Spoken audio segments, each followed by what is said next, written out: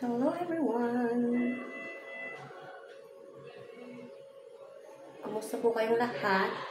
So ngayon, update kung ano yung ginagawa ko ngayon because it's been a long time na wala na akong update kung ano ba ang work natin ngayon.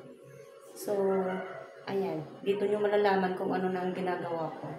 So sorry guys if I'm not having my live stream or any uploads. Kung may mga upload man, ano lang, short lang, mga ganyan. So, ngayon, busy po tayo. I don't have time actually na gumawa ng content or, limited kasi ang aking time ngayon. Kaya, thank you pa rin for always there, for supporting me, kahit na wala naman talaga. I mean, thank you sa hindi pag-iwan sa akin, ha? So, yeah, pakainin natin ang ating pasyente. Let's go! Ayan, supposedly kasi maaga siyang kakain. So, nung pinalitan ko yung anak niya dito kanina, sabi niya hindi pa siya kumain kaya ayaw pa daw ni mama niya. So, yung ginawa ko, nagantay muna ako ng parang 15 minutes. Tsaka ako siya pinakain. Actually, nandito ako 7:20. So, siya yung nighttime. Ako naman yung daytime. So, ganito natin siya pakainin kasi naka-NGT kasi ang ating pasyente. So, NGT, ibig sabihin, naka-host sa kanyang ilong, papasok ang kanyang pagkain.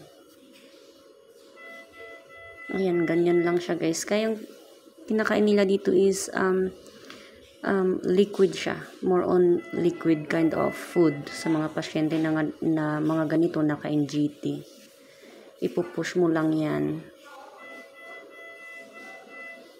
Hindi basta-basta rin yung ganito guys. Kailangan matutunan mo talaga ang tamang paggawa. Kasi kung mali, pwedeng yung pagkain nila, lalabas siya. Parang magpa-fireback ba yung pagkain. So, you need to be cautious kapag ka nagpapakain ka ng pasyente na naka-NGT.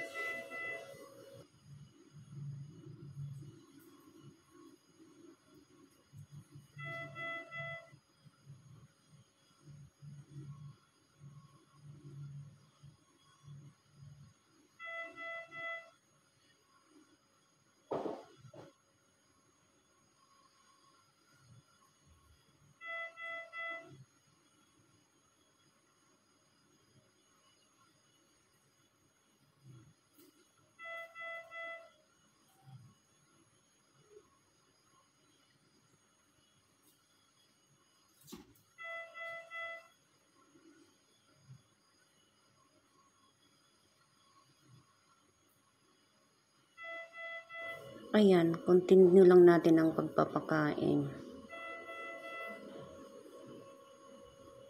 Dapat slowly ang pag-push.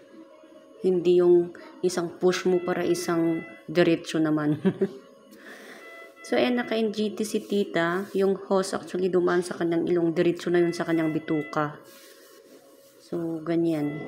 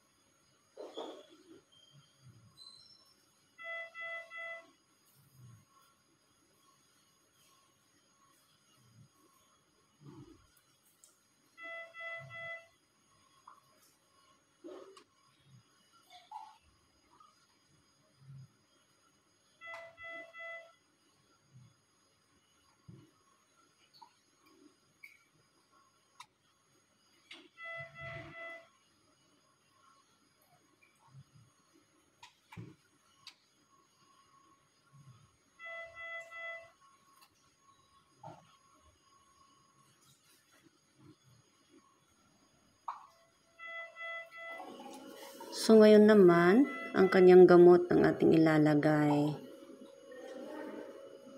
And then, after the medicine, kailangan din natin siyang lagyan ng tubig para may mag-push. Kasi if you finish feeding, kailangan din yung NGT niya, yung hose, kailangan din maklear siya. Dapat walang makitang food. So, kailangan mo siyang lagyan ng tubig para mai-flush lahat ang mga food. Ayan siya. Nilalagyan natin ng tubig. Para din, syempre, may lagay din sa kanyang tiyan na tubig. Kasi wala siyang dextrose para hindi siya ma-dehydrate. Ganyan. Water pa more.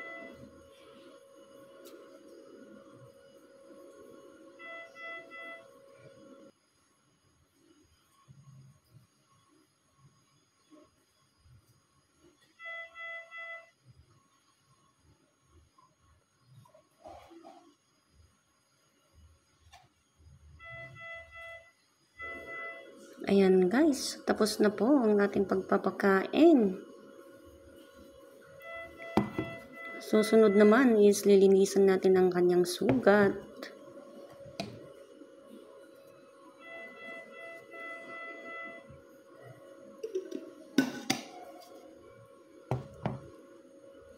Ang hirap guys maglinis ng sugat pag nag-iisa.